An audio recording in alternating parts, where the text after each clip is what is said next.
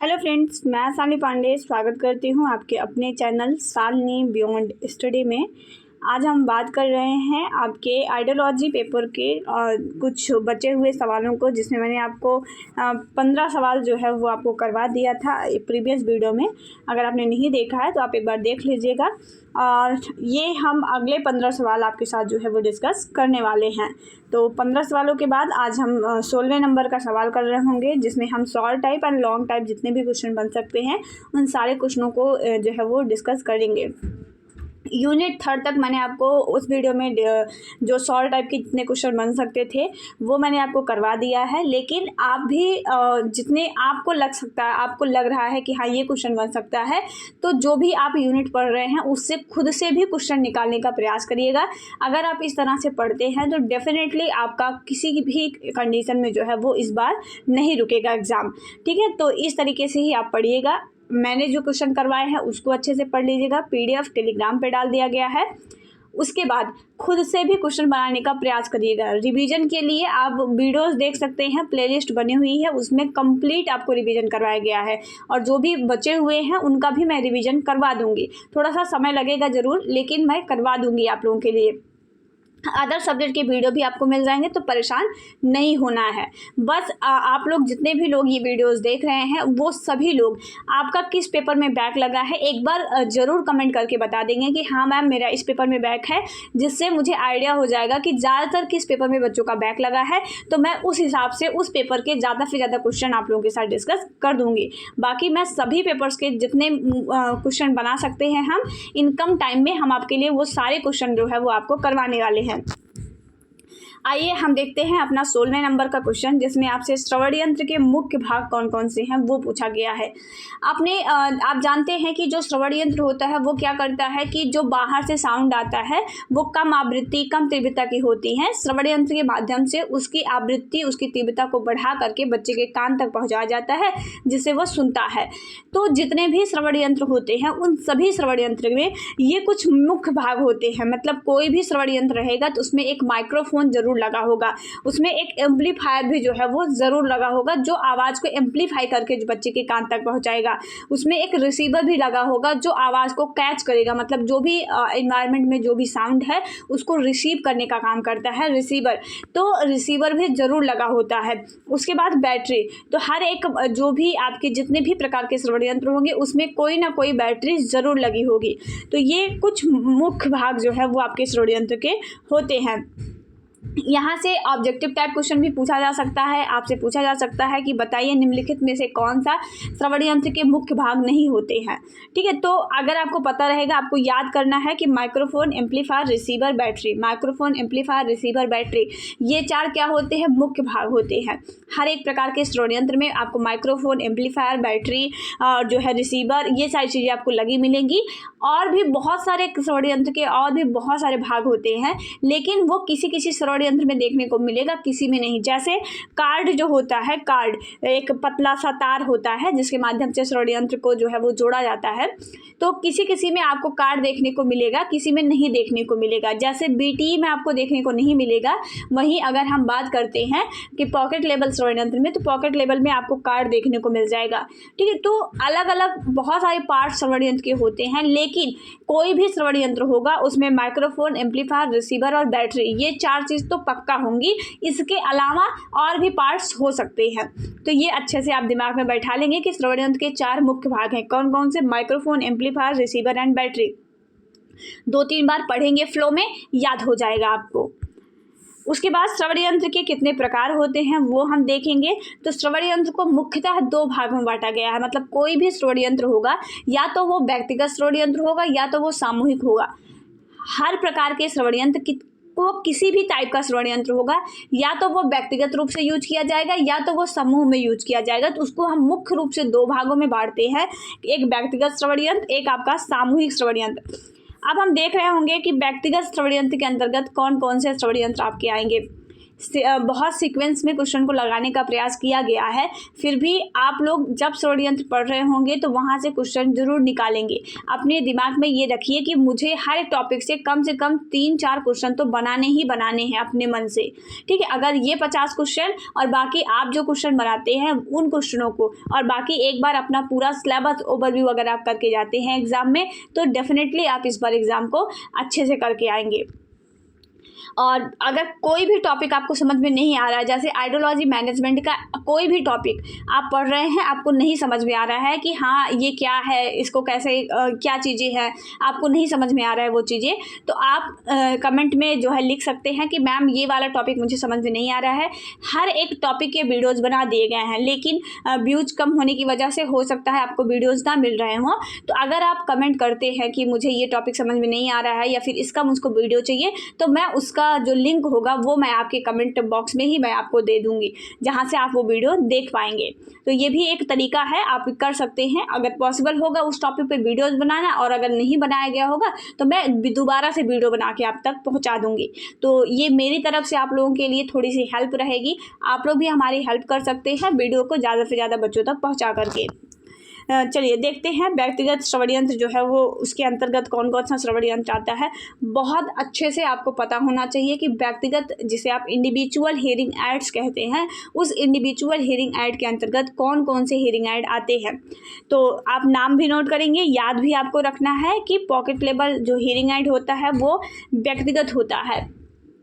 व्यक्तिगत षड्यंत्र का मतलब होता है कि एक षड्यंत्र एक समय में कोई एक बंदा ही यूज कर रहा हो, ठीक है। जैसे आपका फ़ोन हो गया, तो आप व्यक्तिगत, अगर आप ग्रुप में नहीं देख रहे हैं, अकेले देख रहे हैं फ़ोन, इसका मतलब है आप उस फ़ोन का यूज व्यक्तिगत कर रहे हैं। अकेले अगर आप उस फ़ोन का यूज एक समय में अकेले ही आप वो फ़ोन देख करके चीज़ों को सीख रहे हैं, इसका मतलब है फ़ोन का यूज आप व्यक्तिगत रूप से कर रहे हैं। जैसे कोई एक कपड़ा होगा तो वो एक समय में किसी एक व्यक्ति के द्वारा ही पहना जाएगा, तो वो क्या है, व्यक्तिगत यूज किया जा रहा है। तो ऐसे ही षड्यंत्र को भी दो भागों में बांटा गया, एक व्यक्तिगत और एक सामूहिक। व्यक्तिगत के अंतर्गत वो षड्यंत्र आते हैं जो एक समय में कोई एक बच्चा ही यूज कर सकता है, वो व्यक्तिगत षड्यंत्र हो जाएंगे। तो ऐसे व्यक्तिगत षड्यंत्र के अंतर्गत आपका पॉकेट लेवल आता है, BTE आता है। देखिए, आपको ये फुल फॉर्म भी पता होना चाहिए। जैसे BTE का पूरा नाम क्या होता है वो आपको पता होना चाहिए, जिसे हम बिहाइंड द ईयर कहते हैं, कान के पीछे वाला षड्यंत्र। जो हमारी मस्टर्ड बोन होती है हमारे कान के जस्ट पीछे, इसी के माध्यम से हमारे कोकलिया को स्टिमुलेट किया जाता है, ठीक है। तो ये BTE होता है। आपको BTE का फुल फॉर्म पता होना चाहिए कि बिहाइंड द ईयर कहते हैं। उसके बाद IT मतलब ITE आपका होता है, IT मतलब इन द ईयर आपका ये होता है। उसके बाद CIC होता है कम्प्लीटली इन द ईयर। इसमें जो हियरिंग एड होता है आपका, जो ITE में आपका हियरिंग एड होता है वो थोड़ा सा विजिबल होता है, मतलब बाहर से अगर बच्चा यूज कर रहा है तो बाहर से देखने पे आपको पता चलेगा कि हाँ बच्चे ने षड्यंत्र यूज किया है। वहीं अगर CIC की बात करते हैं तो लगभग दोनों का काम एक जैसा ही रहता है, थोड़ा बहुत अंतर होता है, बहुत कम ही अंतर होता है इन दोनों में। लेकिन एक ज़्यादा अंतर देखने को तब मिल जाता है, इसमें बच्चा यूज करेगा तो बाहर से पता चलेगा।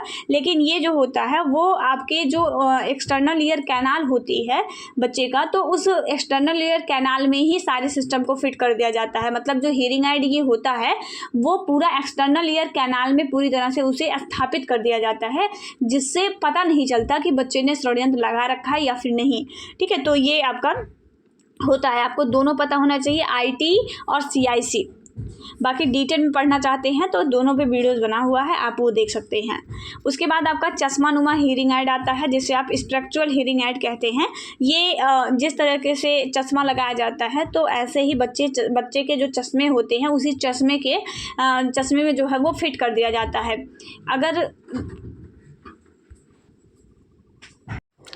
अगर बच्चे के एक कान में प्रॉब्लम रहती है तो जिस कान में प्रॉब्लम रहेगी उसी कान की साइड लगा दिया जाता है। माइक्रोफोन, रिसीवर, एम्पलीफायर, बैटरी, जो भी चीज़ें उसमें फिट करनी रहती हैं वो चश्मे के फ्रेम में ही एक साइड, अगर लेफ्ट में प्रॉब्लम है तो लेफ्ट साइड वाले जो है साइड लगा दिया जाएगा सारी चीज़ें, और अगर राइट में प्रॉब्लम है तो राइट में लगा दिया जाएगा। तो ये जो हियरिंग एड होता है ये चश्मे के फ्रेम में ही पूरी तरह से हियरिंग एड को फिट किया जाता है, इसीलिए इसे हम चश्मा नुमा षड्यंत्र कहते हैं, ठीक है। इसका बेनिफिट क्या होता है, लॉस क्या होता है, वो आप डिटेल में पढ़ेंगे तभी आपको समझ में आएगा। तो आप वीडियोज़ पढ़े हुए हैं वो देख सकते हैं। उसके बाद अगर हम बात करते हैं एक आपका व्यक्तिगत में ही आपका CI आता है, ठीक है। CI तो ये आपका कंपाउंड इंटरेस्ट नहीं होता है, जो आप चक्रवृद्धि ब्याज पढ़ते हैं तो उसको मत ले जाइएगा, ठीक है। CI का मतलब होता है कोकलिया इम्प्लांट, ठीक है। ये भी व्यक्तिगत रूप से जो छोटे बच्चे होते हैं, मतलब बहुत ज़्यादा जो छोटे बच्चे होते हैं, लगभग 2 साल तक के बच्चों का जो है वो कोकलिया इम्प्लांट किया जाता है, तो वो आपको ध्यान रखना है, ठीक है। तो कोकलिया इम्प्लांट भी व्यक्तिगत होता है आपका, चश्मानुमा श्रवण यंत्र भी व्यक्तिगत होता है, CIC हो गया व्यक्तिगत होता है, IT हो गया व्यक्तिगत होता है, BT होता है व्यक्तिगत होता है। तो ये आपको कुछ ध्यान में रखना है, ठीक है। उसके बाद पॉकेट लेवल हो गया, वो भी व्यक्तिगत होता है। तो pocket level, BT, IT, CIC और स्पेक्चुअल और आपका कोकलिया इम्प्लांट, ये सभी आपके क्या होते हैं, व्यक्तिगत श्रवण यंत्र होते हैं। अच्छे से इन सारी चीज़ों को ध्यान रखेंगे। आपसे पूछा जा सकता है कि BT किस प्रकार का श्रवण यंत्र है, ठीक है। या फिर अगर वो नहीं पूछता है कि BT किस प्रकार का श्रवण यंत्र है, तो एटलीस्ट आपको नाम पता रहेगा कि हाँ BT भी हियरिंग एड होता है, उसका फुल फॉर्म आपको पता रहेगा, ठीक है। उसके बाद आपको थोड़ा सा आप जब पढ़ेंगे चीज़ों को, आपको आइडिया लग जाएगा कि BTE मतलब बिहाइंड द ईयर, मतलब कान के पीछे वाला श्रवण यंत्र की बात की जा रही है, तो उस पर आप लिख पाएंगे। ना ज़्यादा लिख पाएंगे तो आधे पेज तो आप लिख पाएंगे ना, आपको थोड़ा सा भी नॉलेज रहेगा तो आप आधे पेज लिख पाएंगे। उसके बाद उसके लाभ, उसकी हानियाँ, इन सब चीज़ों को बढ़ाते बढ़ाते आप 1.5-2 पेज तक पहुंच जाएंगे। तो अगर वो ऐसे आपसे पूछता है, जो है अगर लॉन्ग टाइप के क्वेश्चन में पूछता है तो वो आप कर पाएंगे। या फिर आपसे क्वेश्चन बना देगा कि बताइए श्रवण यंत्र किसे कहते हैं, व्यक्तिगत श्रवण यंत्र के प्रकारों को बताइए। तो जब आपको ये नाम पता रहेंगे तो आप हर एक प्रकार के श्रवण यंत्र पे 2-4 लाइन लिख पाएंगे, तो भी आपको जो है 8 में से 2-4 नंबर तो मिल ही जाएगा। तो ये तरीका होता है पढ़ने का कि अगर हमें कुछ भी नहीं आ रहा है, अभी अभी हमने स्टार्ट भी किया है अपनी प्रिपरेशन, तो एटलीस्ट हम कुछ ऐसी चीज़ों को जान जाएँ जो हमें एग्ज़ाम में जो है वो मदद कर दे डायरेक्ट तौर पर। हमें कहीं भटकना ना पड़े कि हम पूरा पेपर पढ़ डाल रहे हैं लेकिन समझ में नहीं आ रहा कि पूछेगा कैसे, क्वेश्चन समझ में नहीं आ रहा कि कैसे क्वेश्चन करेगा, टैकल करना क्वेश्चन को आपको आना चाहिए, ठीक है। तो ये तभी आएगा जब आप प्रॉपर तरीके से प्रैक्टिस करेंगे, ज़्यादा से ज़्यादा क्वेश्चनों को आप लगाएंगे। तो PYQ बिल्कुल मत भूलिएगा। मैं जितने भी वीडियो आज तक मैंने बना रखा है उन सभी में कोई भी अगर मैं आपको MCQ टाइप क्वेश्चन या फिर short and long type question मैं आपको करवाती हूँ, मैं आपसे हमेशा कहती हूँ कि आपका काम क्या होगा, PYQ सॉल्व करना। जब तक आप प्रीवियस ईयर क्वेश्चन सॉल्व नहीं करते हैं, आप बेहतर नहीं कर पाएंगे एग्जाम में, आपका कॉन्फिडेंट जो है वो अच्छा नहीं होगा। तो PYQ जरूर लगाइएगा। उसके बाद हम सामूहिक श्रवण यंत्र की बात करते हैं। तो कौन कौन से ऐसे श्रवण यंत्र हैं जो सामूहिक श्रवण यंत्र के अंतर्गत आते हैं। सामूहिक श्रवण यंत्र का मतलब क्या होता है कि एक समय में बहुत सारे लोग जो है उसका यूज कर पाएँ, तो वो सामूहिक श्रवण यंत्र होता है। जैसे आप इसमें बहुत सारे एग्जाम्पल, जैसे हार्डवायर सिस्टम होता है, ठीक है। तो हार्डवायर सिस्टम हो गया, इंडक्शन लूप सिस्टम हो गया, स्पीच ट्रेनर हो गया, तो ये सब क्या होते हैं, आपके सामूहिक श्रवण यंत्र होते हैं जो एक साथ कई सारे बच्चे यूज करते हैं। जैसे आपने हार्डवायर सिस्टम देखा होगा, तो इस तरह से जो है वो ग्रुप में बच्चे बैठे रहते हैं और राउंड टेबल रहती है और बीच में ये जो रहता है वो टीचर रहता है। यहाँ पे सारे जो चाइल्ड रहते हैं वो चाइल्ड आपके बैठे रहते हैं और यही टीचर के पास एक आपका जो है वो मेन जो हियरिंग एड होता है वो टीचर के पास होता है। और उसके बाद हर एक बच्चे के पास उनका अपना श्रवण यंत्र होता है। हर एक बच्चे के श्रवण यंत्र को टीचर के साथ जो है वो कनेक्ट कर दिया जाता है। टीचर के पास उसका एक माइक होता है और बच्चों के पास इंडिविजुअल तौर पर उनका माइक होता है, ठीक है। तार के माध्यम से ये सारे कनेक्ट रहते हैं, इसी वजह से इसे हार्डवायर कहते हैं, ठीक है। तो ये आप ध्यान रखेंगे। इसी प्रकार से इंडक्शन लूप सिस्टम भी होता है, स्पीच ट्रेनर भी होता है और बहुत सारे प्रकार इसके होते हैं। देखिए, श्रवण यंत्र से आपसे बहुत ज़्यादा जो है वो क्वेश्चन नहीं बनता है। मतलब कहने का मतलब ये है कि जो आपके शॉर्ट टाइप क्वेश्चन होते हैं श्रवण यंत्र से वही ज़्यादातर क्वेश्चन बनते हैं। लॉन्ग टाइप में अगर वो आपसे क्वेश्चन पूछता है तो वो हमेशा आपसे यही एक क्वेश्चन करता है कि श्रवण यंत्र किसे कहते हैं, सामूहिक या फिर व्यक्तिगत श्रवण यंत्र के प्रकार को बताइए या श्रवण यंत्र के प्रकारों की विस्तृत चर्चा कीजिए। यही सारे क्वेश्चन आपसे बनेगा। तो अगर आप एक भी क्वेश्चन को अच्छे से पढ़ लेते हैं पूरी तरह से, तो आपका कोई भी क्वेश्चन गलत नहीं होगा, ठीक है। तो आप इस क्वेश्चन के आंसर को जरूर खुद से लिखने का प्रयास करिएगा कि श्रवण यंत्र क्या होते हैं। किसी सामूहिक श्रवण यंत्र के प्रकारों का वर्णन कीजिए या व्यक्तिगत श्रवण यंत्र के प्रकार का वर्णन कीजिए। जब आप प्रकार के वर्णन करेंगे तो हर एक प्रकार के श्रवण यंत्र के लाभ तथा हानियों को जरूर मेंशन करेंगे, उससे आपको एक बेहतर मार्क्स जो है वो मिलेगा। उसके बाद हम सीआई के बाह्य मतलब बाह्य भाग के अंतर्गत आने वाले भाग देखेंगे। सीआई आप देखे हैं, सीआई का मतलब कोकलिया इम्प्लांट। तो कोकलिया इम्प्लांट जो होता है, तो कोकलिया इम्प्लांट के कुछ भाग को बच्चे के कान के बाहर लगा देते हैं और कुछ भाग को कान के अंदर डालते हैं, ठीक है, मतलब कोकलिया के साथ उसको फिट किया जाता है। और जो है तो हम ऐसे ऐसे पार्टों को देखेंगे जो आपके अगर हम बात करते हैं तो वो बाह्य भाग में लगाए जाते हैं, मतलब वो बाहर से विजिबल होता है जो बाह्य भाग में लगाया जाता है। तो इसमें माइक्रोफोन आता है, प्रोसेसर और चुंबकीय कुंडली, ये बाह्य भाग में जो है लगाया जाता है बच्चे के। वहीं पे अंतः भाग के अंतर्गत आने वाले चीज़ों की बात करते हैं तो वो इलेक्ट्रोड होता है, मतलब पीटी इलेक्ट्रोड होता है, जो कि बच्चे के कान के अंदर जो है, मतलब मस्तिष्क के अंदर जो है वो ऑपरेशन के माध्यम से वो आपका फिट किया जाता है कोकलिया के पास में, ठीक है। कान का जो भाग होता है अंतभाग कोकलिया, तो उसी के पास ये इलेक्ट्रोड जो होते हैं उसको फिट किया जाता है। तो ये आपका कुछ जो है वो सीआई के बाह्य तथा मध्य भाग, बाह्य तथा अंतभाग जो है वो आपके होते हैं, आपको ध्यान रखना है। और श्रवण यंत्र के चुनाव करते समय महत्वपूर्ण बिंदु क्या क्या होंगे वो भी चीज़ें आपको पता होनी चाहिए। जब भी हम एक श्रवण यंत्र की चुनाव करेंगे तो हमें इन 4 मुख्य बातों का ध्यान रखना है।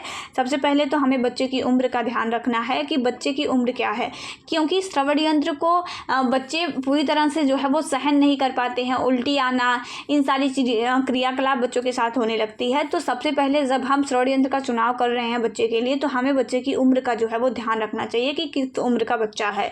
उसके कान की स्थिति का भी हमें ज्ञान होना चाहिए कि हेयरिंग लॉस का क्या मतलब किस वजह से हेयरिंग लॉस है और हेयरिंग लॉस का स्तर क्या है। बच्चे का जो कान है, मतलब बच्चे की जो कान की स्थिति है, बहुत ज़्यादा मवाद तो नहीं आ रहा है बच्चे के कान से, ठीक है। ये सारी क्रियाकलापों को बेहतर चेक करने के बाद ही जो है वो हमें हेयरिंग एड का चुनाव जो है वो करना चाहिए। हमें उसकी बधिरता का स्तर भी पता होना चाहिए कि बच्चे का हेयरिंग लॉस किस लेवल का है, माइल्ड, मॉडरेट, सीवियर, प्रोफाउंड, किस लेवल में बच्चे का हेयरिंग लॉस है, और उसी के आधार पर हमें श्रवण यंत्र चुनाव करना चाहिए। और बजट का तो बिल्कुल ध्यान रखना चाहिए माता पिता की, क्योंकि मार्केट में बहुत सारे प्रकार के हेयरिंग एड्स आते हैं और बहुत ज़्यादा कॉस्टली हेयरिंग एड्स भी आते हैं। तो बच्चे के लेवल के अकॉर्डिंग भी हो और सस्ता, मतलब पेरेंट्स की आय के अकॉर्डिंग भी हो, ठीक है। तो ये सारी चीज़ों को ध्यान में रख कर के हमें किसी प्रकार के हेयरिंग एड का जो है वो चुनाव करना चाहिए। और भी बहुत सारी मुख्य बातें हैं, ठीक है, आपको उन सभी का ध्यान रखना है। महत्वपूर्ण कारक जो सभी श्रवण यंत्र जो है वो हर एक प्रकार के बच्चों को उपलब्ध नहीं करा सकते हैं। एक बार मैंने प्रीवियस ईयर जो है ये सारे क्वेश्चन मैंने वहीं प्रीवियस ईयर से ही उठाए रखे हैं ये सारे क्वेश्चन, तो लेकिन बस मैंने इसे जो है वो सीक्वेंस में जो है वो अरेंज कर दिया है क्वेश्चनों को, ताकि आपको प्रॉब्लम ना हो पढ़ने में। तो जैसे श्रवण यंत्र है तो श्रवण यंत्र से रिलेटेड कुछ क्वेश्चन आपको मिल जा रहे हैं, ठीक है। तो ऐसे मैंने सीक्वेंस में कर दिया है। तो एक साल आपका क्वेश्चन पूछा गया था कि एक महत्वपूर्ण कारण बताइए क्यों हम हर एक प्रकार के श्रवण यंत्र को जो है वो हर एक बच्चे को प्रोवाइड नहीं करा सकते हैं, ठीक है। तो जैसे कोकलिया इम्प्लांट है तो हम हर बच्चे का क्यों नहीं कर सकते हैं, क्यों हम कुछ ही बच्चों का कोकलिया इम्प्लांट करते हैं। तो ये कुछ क्वेश्चन आपसे जो है वो पूछा गया था। तो इसके जवाब में हम कह सकते हैं कि जैसे आप ये लॉन्ग टाइप के में क्वेश्चन बना हुआ था, लेकिन इसके क्या क्या मेन फैक्ट्स हो सकते हैं वो मैंने यहाँ पे इंक्लूड कर दिया है। तो इसको भी एक बार ज़रूर पढ़ लीजिएगा, तो हो सकता है कि आपके एग्जाम में पूछ लिया जाए इस बार भी। तो आप सबसे पहले तो हम हर एक प्रकार के श्रवण यंत्र को बच्चे को क्यों नहीं दे सकते, उसका पहला रीज़न होता है difference degree of hearing loss. हर एक बच्चे के हेयरिंग लॉस की जो डिग्री है वो अलग अलग है, उसका स्तर अलग अलग बच्चे में अंदर होता है। तो इस वजह से अगर हम एक ही प्रकार के श्रवण यंत्र को सभी बच्चों को दे देंगे तो बच्चे सही ढंग से चीज़ों को सुन नहीं पाएंगे, क्योंकि कोई 60 पे सुन रहा है, कोई 80 पे सुन रहा है, कोई 90 पे सुन रहा है, कोई 110 पे सुन रहा है। तो हम एक ही प्रकार के श्रवण यंत्र से सभी बच्चों को प्रदान नहीं कर सकते हैं। Difference loss and difference frequency, बच्चे अलग अलग तरह की हेयरिंग लॉस के प्रकार से भी ग्रसित हैं। अलग अलग तरह की उनकी फ्रिक्वेंसी भी है, सुनने की फ्रिक्वेंसी भी उनकी अलग अलग होती है। अलग अलग तरह के किसी में अस्थिचालकता है, ठीक है, किसी में अगर सेंसरी न्यूरल हेयरिंग लॉस है, किसी में पूर्व भाषा हेयरिंग लॉस, किसी में पश्च भाषा हेयरिंग लॉस, किसी में माइल्ड, किसी में मॉडरेट। तो अलग अलग हेयरिंग लॉस बच्चे के अंदर होता है और अलग अलग फ्रिक्वेंसी की आवाज़ को बच्चा कैच करता है, अलग अलग डेसिबल पर बच्चा सुनता है। तो इसकी वजह से हम क्या करते हैं कि अगर हम एक ही प्रकार के हेयरिंग एड को बच्चों को देंगे तो वो बच्चे सही तरीके से आवाज़ को सुन नहीं पाएंगे। और अगर वो मान लीजिए कि 60 पर बच्चा सुन रहा है, लेकिन आपने उसको हेयरिंग एड 90 वाला दे दिया कि अब वो 90 पर सुन रहा है, मतलब 90 पर जो भी हेयरिंग एड लगाया गया है वो 90 डेसिबल तक की आवाज़ को बढ़ा करके बच्चे को देगा, तो बच्चा जो सुन रहा था एक 60 डेसिबल पर वो भी उसका ख़त्म हो जाएगा। अब वो 90 पर ही जो है चीज़ों को सुनेगा और 60 वाला वो बिल्कुल ख़त्म ही हो जाएगा उसके कान से, ठीक है। तो ये सब चीज़ों का ध्यान रखने की वजह से जो है वो हम हर एक प्रकार के हियरिंग एड को नहीं दे सकते हैं। सोशल नीड भी होती है, कुछ सामाजिक ज़रूरतें भी होती हैं, इसके अकॉर्डिंग भी हम नहीं दे पाते हैं। अफोर्डेबिलिटी भी होती है कि जैसे हर एक बच्चा जो है वो बहुत ज़्यादा कॉस्टली जो हियरिंग एड होगा उसको जो है वो नहीं ले सकता है, क्योंकि पेरेंट्स की आय भी तो मायने रखती है। अब पता लगा कि पेरेंट्स की आय ही जो है वो महीने की 10,000 है और बच्चे को हियरिंग एड ही 1,40,000 का दिलवाया जा रहा है, तो फिर पेरेंट्स कैसे उसको जो है, पेरेंट्स की बजट में ही नहीं है, तो फिर वो भी एक मेन रीज़न बन जाता है कि हम हर एक प्रकार के हियरिंग एड को हर एक बच्चे को नहीं दे पाते हैं। हर एक बच्चे की डायनेमिक नीड होती है, किसी की समय समय पर जैसे हियरिंग लॉस का स्तर बढ़ता जाता है, तो हम एक ही प्रकार के हियरिंग एड को बच्चे को नहीं दे सकते हैं। हैंडलिंग, उसका प्रबंधन भी बहुत ज़्यादा इंपॉर्टेंट होता है। जितना महंगा आप हियरिंग एड लेंगे उसका प्रबंधन करना भी उतना ही ज़्यादा कठिन होता है। तो हियरिंग एड के प्रबंधन भी एक महत्वपूर्ण कारक बन जाता है कि हम हर एक प्रकार के बच्चों को वो चीज़ नहीं दे सकते हैं। जैसे पॉकेट लेवल हियरिंग एड है, अब कोई 2 साल का बच्चा है तो उसको हम पॉकेट लेवल नहीं दे सकते हैं, क्योंकि बच्चा उसको सही ढंग से मैनेज नहीं कर पाएगा। ठीक है, तो ये रीज़न हो जाते हैं कुछ, जिसकी वजह से हम हर एक हियरिंग एड को हर एक बच्चे को नहीं देते हैं। तो ये आप ध्यान रखिएगा, और ये क्वेश्चन बना हुआ था तो मैंने इसको इंक्लूड कर लिया। तो अगर आप ध्यान रखते हैं तो हो सकता है कि आपके एग्ज़ाम में भी आ जाए। उसके बाद श्रवण यंत्र को व्यवस्थित करने वाले कुछ और भाग भी होते हैं। जैसे आपने 4 मुख्य भाग पढ़े, एम्पलीफायर, रिसीवर, बैटरी, तो ये सब, माइक्रोफोन, तो ये आपको 4 मुख्य भाग थे। इन 4 मुख्य भागों के अलावा भी कुछ और पार्ट्स भी श्रवण यंत्र में होते हैं। चलिए डिस्कस कर लेते हैं कौन कौन से पार्ट्स हैं। आपका वॉल्यूम कंट्रोलर होता है, जिससे हम वॉल्यूम को कंट्रोल करते हैं। उसके बाद ऑन ऑफ स्विच होता है, जिसके माध्यम से हम उसको बंद कर सकते हैं, चालू कर सकते हैं। टोन कंट्रोल होता है। ये सब किसी किसी श्रवण यंत्र में होगा और किसी में नहीं होगा।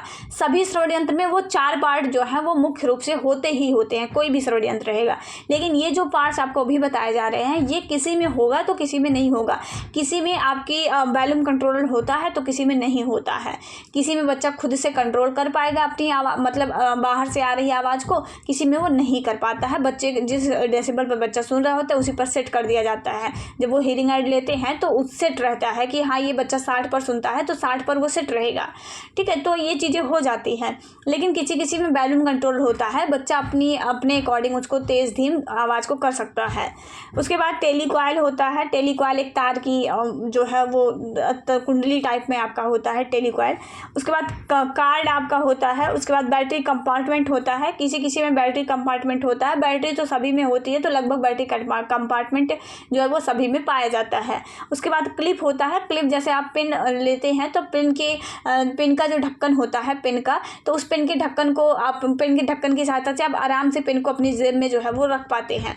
ठीक है, तो वो क्लिप होता है। क्लिप के माध्यम से जो है वो हियरिंग एड को मैनेज किया जाता है। और क्लिप जो है वो सामान्यतः जो पॉकेट लेवल होते हैं उसी में पाया जाता है, और किसी भी प्रकार के और श्रवण यंत्र में जो है वो नहीं पाया जाता है। तो क्लिप एक पॉकेट लेवल में ही आपका जो है वो पाया जाता है, जहाँ से पॉकेट लेवल श्रवण यंत्र को व्यवस्थित किया जाता है आपका। तो ये कुछ पार्ट्स हैं आपके। उसके बाद स्पीच ट्रेनर होता है। तो स्पीच ट्रेनर क्या है, इसे हम मास्टर श्रवण यंत्र कहते हैं। क्वेश्चन बना हुआ है कि मास्टर श्रवण यंत्र कौन सा होता है, तो मास्टर श्रवण यंत्र आपका स्पीच ट्रेनर होता है। इसी स्पीच ट्रेनर को हम क्या कहते हैं, मास्टर श्रवण यंत्र कहते हैं। उसके बाद ये क्या होता है कि अलग अलग प्रकार के श्रवण यंत्र दोष के लिए जो है वो उपयोग किया जाता है। इसमें 2 माइक्रोफोन होता है स्पीच ट्रेनर में। एक बच्चे के पास होता है और एक जो वक्ता होता है उसके पास होता है। एम्पलीफायर लगा होता है, हेडफोन होता है। और स्पीच ट्रेनर की आवृत्ति विस्तार जो होती है वो 100 हर्ट्ज से 8000, अधिकतम 8000 हर्ट्ज तक होती है। तो ये आपसे एक बार क्वेश्चन पूछा गया था कि जो स्पीच ट्रेनर है उसकी अधिकतम कितनी जो है उसकी आवृत्ति विस्तार होता है, तो अधिकतम 8000 तक होता है। न्यूनतम जो है वो 100 तक होता है, लेकिन अधिकतम 8000 तक होता है। तो आपसे अधिकतम ही पूछा गया था, तो आप ध्यान रखेंगे इस बात को भी। उसके बाद हम श्रवण प्रशिक्षण की बात करते हैं। श्रवण प्रशिक्षण क्या है, तो श्रवण प्रशिक्षण क्या होता है, एक प्रक्रिया होती है जिसमें बच्चे को ध्वनि संकेतक और श्रवण संकेतक की जो है वो हम पहचान कराते हैं। ध्वनि क्या है, ध्वनि कौन सी है, इन सब की पहचान कराने के लिए हम श्रवण प्रशिक्षण का प्रयोग करते हैं। श्रवण मतलब सुनना और प्रशिक्षण मतलब उसकी ट्रेनिंग। तो श्रवण प्रशिक्षण का मतलब हो जाएगा जब हम बच्चों को सुनने का प्रशिक्षण दे रहे हों, सुनना सिखा रहे हों बच्चों को, तो वो श्रवण प्रशिक्षण होता है। और आप लोग वीडियो पसंद आए तो प्लीज़ लाइक ज़रूर किया करिए, ठीक है, उससे हमें भी मोटिवेशन मिलेगा। और एक कमेंट तो आप ज़रूर किया करिए ताकि पता चले कि हाँ आप लोग कितने ज़्यादा एक्टिव हैं। तो उस हिसाब से जिस तरह से आपकी एक्टिविटी हमारे साथ रहेगी, जिस तरह से आपकी रुचि लगेगी कि हाँ आप लोग चाहते हैं कि ये सेशन कंप्लीट कराया जाए और आपके एग्ज़ाम तक आपको ये शॉर्ट टाइप के क्वेश्चन जो हैं उसकी सीरीज़ दिया जाए, तो एक कमेंट आप जो है उसके लिए ज़रूर करेंगे। देखते हैं श्रवण प्रशिक्षण के चरण कौन कौन से होते हैं। तो श्रवण प्रशिक्षण के 4 चरण होते हैं। आपको बिल्कुल ध्यान रखना है कि श्रवण प्रशिक्षण के 4 चरण होते हैं। पहला, हम ध्वनि के प्रति जागरूक करते हैं बच्चे को, मतलब बच्चे को ये एहसास दिलवाते हैं कि हाँ कोई ना कोई साउंड इस इन्वायरमेंट में है। उसको जो है उस साउंड के प्रति सिर्फ सचेत किया जाता है कि बच्चा समझ पाए कि हाँ आवाज़ है इस इन्वायरमेंट में। उसके बाद उसमें हम विभेदीकरण करवाते हैं। जब बच्चा समझ जाएगा कि हाँ आवाज़ है, कोई ना कोई आवाज़ है, तो वो उसको ये समझाना कि हाँ वो आवाज़ किसकी है, ढोल की है, डमरू की है, बांसुरी की है, मेल की है, फीमेल की है, ये सब चीज़ें हम उसकी करवाते हैं, विभेद करवाते हैं, ठीक है, कि मतलब मोटी आवाज़ है कि पतली आवाज़ है, किसकी आवाज़ है, इन सब में हम उसको विभेद करवाएंगे।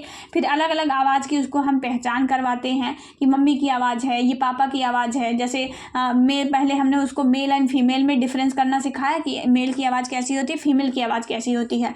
अब हम उसको पहचानना सिखाएंगे कि घर में मम्मी बोल रही हैं या मौसी बोल रही हैं, दोनों आवाज़ों में क्या डिफरेंस है, कैसे वो पहचान पाएगा, वो हम डिफरेंस करवाते हैं। फिर उसके बाद हम समझ उसके अंदर विकसित करते हैं कि अगर कोई आवाज़ है, कोई साउंड है, किसी के द्वारा कुछ कहा जा रहा है तो क्या मतलब है उसका, ठीक है। जैसे मम्मी बोल रही हैं, अभी तक तो हमने बस इतना सिखाया था कि मम्मी बोल रही हैं, मम्मी ये मम्मी की आवाज़ है, लेकिन मम्मी क्या बोल रही हैं इसको हम चौथे चरण के अंतर्गत सिखाते हैं। तो ये 4 चरण हैं, आप बिल्कुल अच्छे से ध्यान रखिएगा। उसके बाद हम श्रवण प्रशिक्षण के महत्व की बात करते हैं। क्या महत्व होता है श्रवण प्रशिक्षण का? तो भाषा के प्रयोग में विकास होगा, मतलब अधिकतम अच्छी तरह से बच्चा भाषा सीख लेगा। देखिए जब हम सुनते हैं ना तो हमारी लैंग्वेज का तभी डेवलपमेंट होता है। नहीं सुनेंगे, हियरिंग लॉस वाले बच्चे बोल नहीं पाते, क्यों? क्योंकि मतलब प्रॉब्लम तो सिर्फ सुनने में है ना, फिर बोल क्यों नहीं पाते हैं? तो आपको सोचना पड़ेगा कि बोल वो इसलिए नहीं पा रहे हैं क्योंकि कोई साउंड सुना ही नहीं आज तक ना। तो हम सुनते हैं तभी हम सीख पाते हैं। छोटा बच्चा है, उसको बार बार बोला जाता है कि बेटा ये मम्मी है, बेटा ये पानी है, बेटा ये दूध है, तो वो क्या करता है कि उन चीज़ों को सुनता है और सुन कर वो धीरे धीरे सीख लेता है।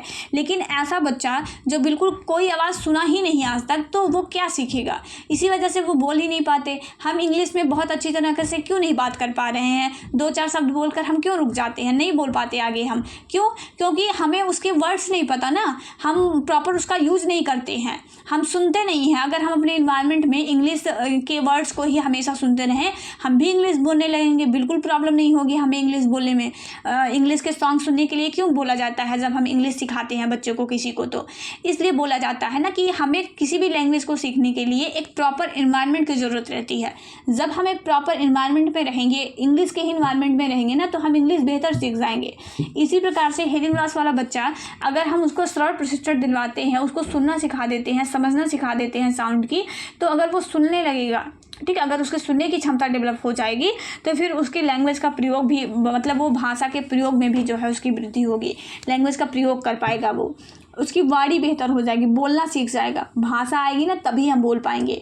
हमें पता ही नहीं है कि जो है चाइना में जो है फल को क्या कहते हैं, तो हम वहाँ जाकर बोलेंगे क्या? हम अपनी लैंग्वेज बोलेंगे, कोई समझेगा नहीं। ऐसे हियरिंग लॉस वाले बच्चे बोलते तो हैं, उनकी अपनी लैंग्वेज है ना, साइन लैंग्वेज, बोलते तो वो भी हैं, लेकिन समझे कौन? तो ऐसे ही जब अगर बच्चे को श्रवण प्रशिक्षण दिलवा दिया जाएगा, उसकी भाषा विकसित हो जाएगी, जिस इन्वायरमेंट में रह रहा है उस इन्वायरमेंट की लैंग्वेज को वो सीख जाएगा, तो उसकी स्पीच भी अच्छी हो जाएगी, ठीक है। तो स्पीच की बेहतर उसका कर सकते हैं, स्पीच अच्छी हो जाएगी, बोलेगा, क्लासरूम में सुनेगा तो पढ़ेगा भी अच्छा, पढ़ेगा तो उसका अच्छा खासा शैक्षिक स्तर भी उसका बेहतर हो जाएगा। अच्छा खासा शैक्षिक स्तर बेहतर होगा, समाज के साथ जुड़ जाएगा, समाज में अच्छा समन्वय कर पाएगा, समायोजन स्थापित कर पाएगा, समाज के लोगों के साथ सामाजिक सौहार्द जो है वो स्थापित कर पाएगा, अपना खुद का व्यवसाय कर पाएगा या व्यवसायिक क्षेत्र में जो है उपलब्धता हासिल कर लेगा। तो ये कुछ फ़ायदे हैं, तो आपको ऐसे सीक्वेंस में जो है वो चीज़ों को याद रखना है। उसके बाद अगले क्वेश्चन पे देखते हैं। तो अगला क्वेश्चन आपका है स्रोत प्रशिक्षण के सफलता के महत्वपूर्ण पहलू। मतलब जो स्रोत प्रशिक्षण है वो सफल होगा, उसके पीछे के क्या रीजन्स होंगे जिनकी वजह से वो सफल हो सकता है। तो वो अभिभावक हो सकते हैं। देखिए, हमारे लिए हमारे पेरेंट्स एक महत्वपूर्ण, जैसे एक आधार का काम करते हैं। अगर पेरेंट्स जो है वो जागरूक नहीं है या पेरेंट्स जो है हमें सपोर्ट नहीं कर रहे हैं तो हम आगे नहीं बढ़ सकते हैं। जैसे बहुत सारे ऐसे फैमिलीज़ होते हैं जहाँ पे मतलब ब्लॉग्स बनाना या फिर किसी तरह की अन्य गतिविधियों में संलग्न रहना वो रोक लगाते हैं कि नहीं, ऐसा नहीं करना चाहिए, गलत बात है। ठीक है, तो मतलब लीगल ये चीज़ें क्या है, अभी जिस तरह का इन्वायरमेंट है हमें उसी सिचुएशन में काम करना चाहिए। अगर जो है वो हम बहुत सामाजिक मान्यताओं को मानते हुए अगर हम ब्लॉग बनाते हैं तो फिर उसमें क्या दिक्कत है। ठीक है, उससे अर्निंग भी हो रही है। जैसे ये यूट्यूब है आपका, तो यूट्यूब से क्या है, क्या फ्री में कोई काम नहीं करता फ्री में। अगर मैं भी आपको अपना टाइम दे रही हूँ तो इसके पीछे मेरा भी अपना कुछ बेनिफिट है कि हाँ, मुझे भी यूट्यूब से अर्निंग हो रही है। तो मैं अपना टाइम आपको दे रही हूँ और आपको भी फ़ायदा है कि आपको फ्री में मैटर जो है वो पढ़ने के लिए मिल जा रहा है। तो आपका कोई नुकसान भी नहीं है। ठीक है, और मेरा फ़ायदा भी है, तो हमारा भी काम हो जा रहा है, आपका भी काम हो जा रहा है। ठीक है, तो ये क्या है कि हमारे फैमिली का जब सपोर्ट रहता है तो हम बेहतर तरीके से कर पाते हैं। तो ऐसे ही जब स्रोत प्रशिक्षण है, स्रोत प्रशिक्षण में अगर फैमिली सपोर्टिव है कि टीचर कुछ सिखा रहा है बच्चों को और फैमिली जो है वो घर पर ला के, मतलब घर पर आकर के उसका प्रैक्टिस करवा रही है कि ठीक है, अगर टीचर ने फलों के नाम बच्चों को सिखाए हैं तो घर पर आकर के बच्चों को अलग अलग तरह के फल देखने को दिखाया जाएगा, उसको चखने के लिए दिया जाएगा, उसको बोलने के लिए उससे पूछा जाएगा कि बेटा ये किसका फल है, ये किसका फल है। तो वो ज़्यादा सीख पाया। वहाँ स्कूल में सीखा, घर पे आकर सीखा। इंग्लिश मीडियम में पढ़ने वाले बच्चे जब घर पे आते हैं और घर पे एक हिंदी मीडियम का माहौल मिलता है तो उस बच्चे का उतना अच्छा सा इंग्लिश का बेहतर विकास नहीं हो पाता है, क्योंकि घर पे कोई और माहौल और विद्यालय में कोई और माहौल, बच्चा एडजस्ट नहीं कर पाता बेहतर तरीके से। लेकिन अगर एक ऐसा फैमिली इन्वायरमेंट हो जहाँ पर अगर बच्चा इंग्लिश में ही बातें कर रहा है विद्यालय में, घर पर आकर के भी उसको एक बेहतर इंग्लिश का इन्वायरमेंट मिले तो वो एक बेहतर अपना डेवलपमेंट जो है वो कर सकता है इंग्लिश लैंग्वेज में। ठीक है, तो फैमिली सपोर्टिव रहेगी तो 100% सफल माना जाएगा। शिक्षक की जिम्मेदारी, टीचर अगर अपनी जिम्मेदारियों को सही ढंग से निभाने लगे तो भी 100% सफल हो जाएगा।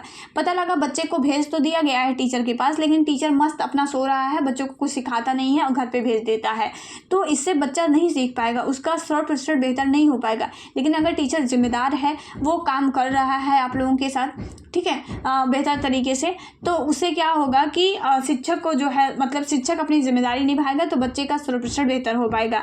शिक्षक की योग्यता भी मायने रखती है।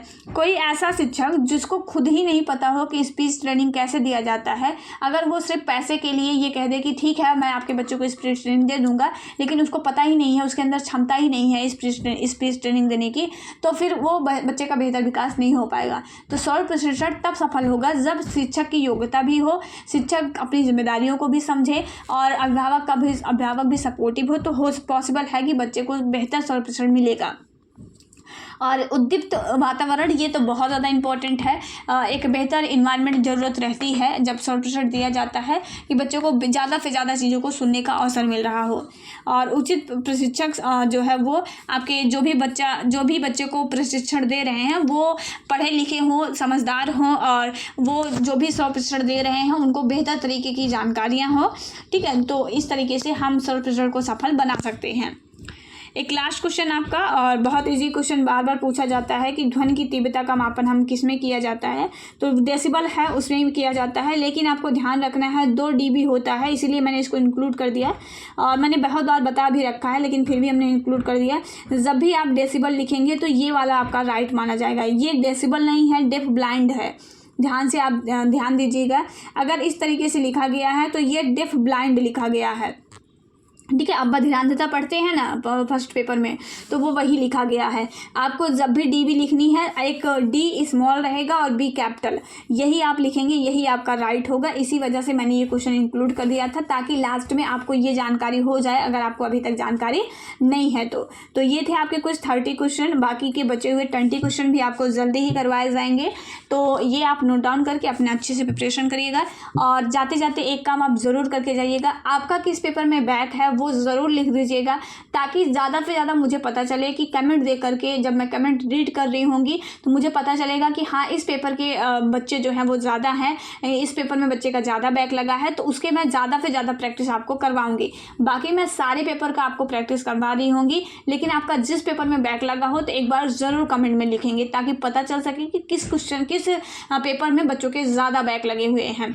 ठीक है, तो आज ये था आज की सेशन आपका। ये आई होप आपको पसंद आया होगा। पसंद आए तो लाइक शेयर ज़रूर करिएगा, अपने दोस्तों के साथ एक बार शेयर ज़रूर करिएगा, ताकि उनका भी थोड़ा सा जो है वो बेनिफिट हो सके और मुझे भी आप लोगों का सपोर्ट मिले, ताकि मैं आपके लिए बेहतर से बेहतर क्वेश्चन लाने का प्रयास करती रहूँ।